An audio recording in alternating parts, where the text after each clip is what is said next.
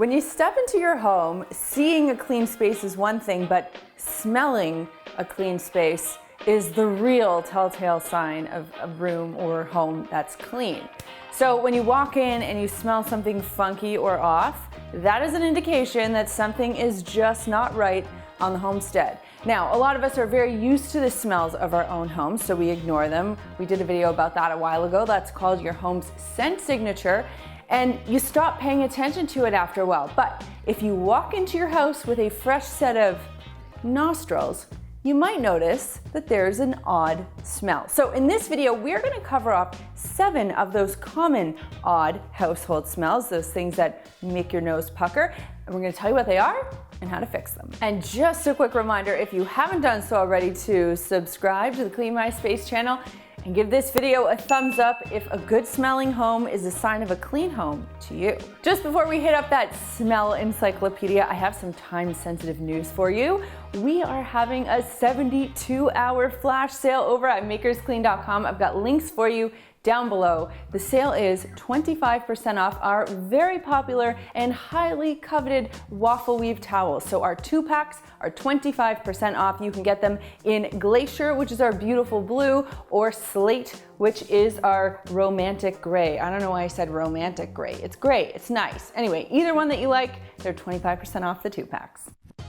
When it comes to cold or wet weather gear, you have to be mindful about putting it in your closet when it still has moisture in it, because that moisture, coupled with the dark, warm environment of your closet, will foster mold and mildew growth, which is something you don't want, not only because it's a bad odor, but because your items are gonna stink when you put them back on.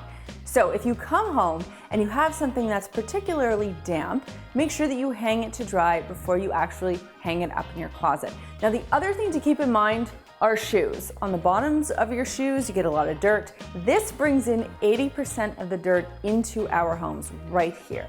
So you can only imagine the type of odors that are associated with all of this dirt that accumulates over time. So not only does that tell us that we have to clean the floor of the cupboard relatively often, because that's where a lot of this dirt is building up, but it also means that if you have any shoes that are particularly smelly, so if you're wearing shoes without socks or you have gym shoes, you want to make sure you're effectively deodorizing them. We've done a video on baking soda sachets that you can drop in your shoes before. We'll link that for you down below. And conveniently located right beside your front door is your front closet where all your shoes are living, so you can always just open your door and let things air out a bit. Even though I'm standing in front of the fridge, that is not what I'm here to talk about right now. In fact, it's the cupboards and pantries where we keep our dry items, specifically those things that continue to grow and perhaps even decompose in our cupboards. For example, if you keep things like squashed potatoes, onions, and garlic in a cool, dark cupboard, yeah, that's the right thing to do, but at the same time, they're still going to grow eyes and sprout green things and start to decompose. And over time, they can really smell. We have a little area where we keep our stuff, and honestly, if I leave an onion in there for too long, oh my gosh, it is so offensive. So air out the space and sprinkle some baking soda in the area, or just leave a box or a bowl there overnight, and that should help take care of the bad odor. Behind me is my bathroom. A lot of you guys know Chad and I have separate bathrooms, which we believe is the secret to a good marriage. But one secret you can't keep in a bathroom are the smells that come out of that bathroom. Now, of course, there are the typical toilet smells. We all know about those, and we know what to do about those.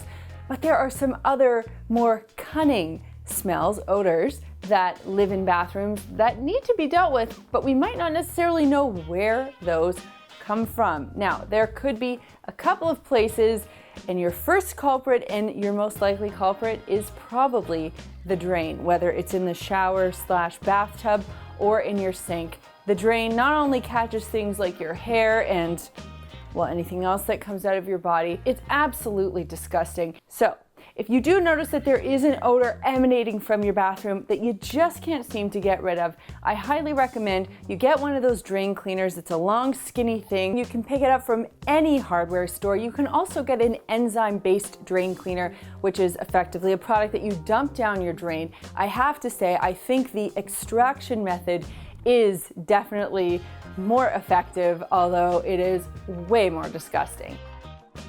In a small enclosed space like this, if one thing smells, everything starts to smell. Couple that with the fact that there's very little airflow going on in here. You have to be very careful about what you're keeping in your closet because anything that's in there is going to affect the smell of all your other clothing. So if you want your clean clothes to smell good, do not keep your dirty clothes or your dirty garments in the same space.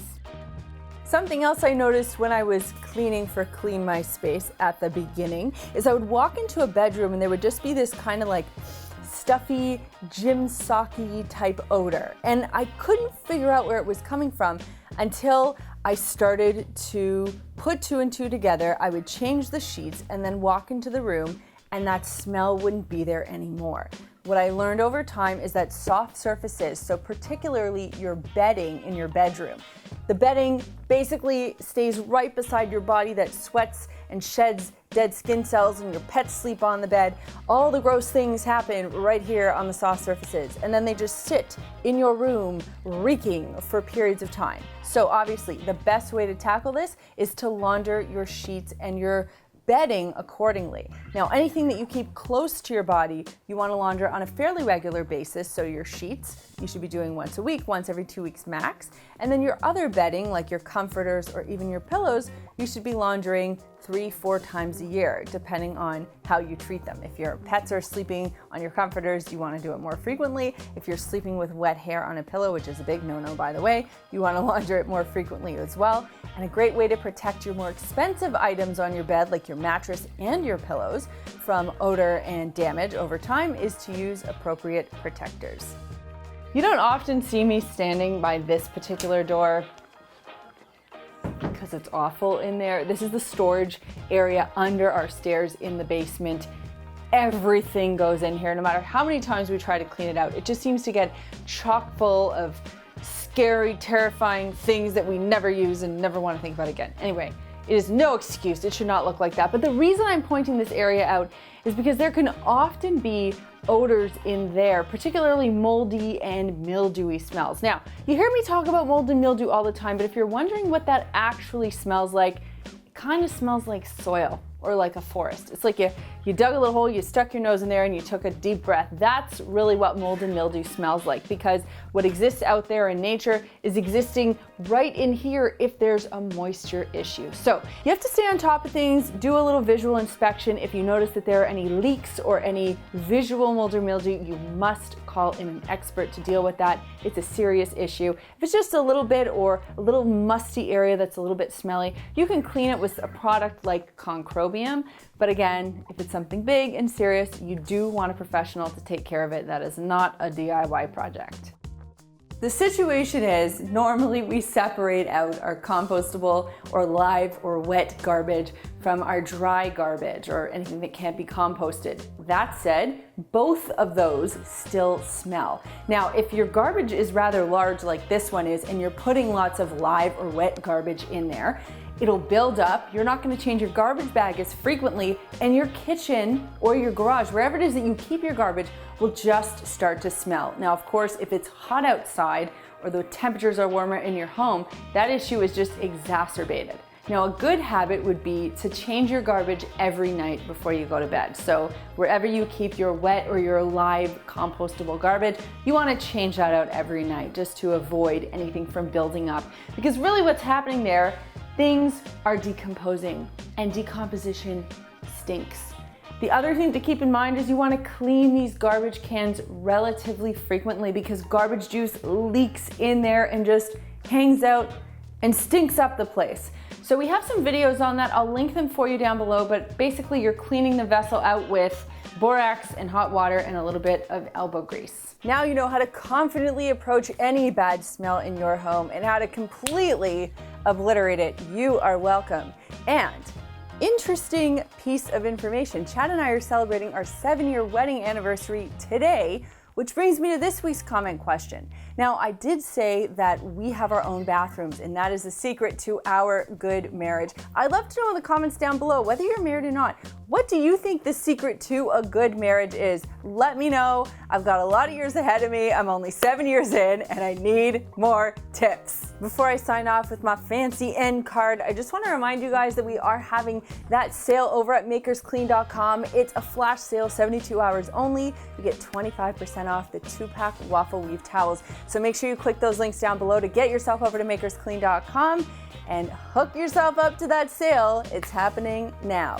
Here are a couple of other videos I think you're going to love, and if you want to learn more about those microfiber cloths, you can click this button right over here. There's a button down there that lets me know you care, so click it if you liked this video, and click this button right here to subscribe and begin your journey to a cleaner life. Thanks so much for watching, and we'll see you next time.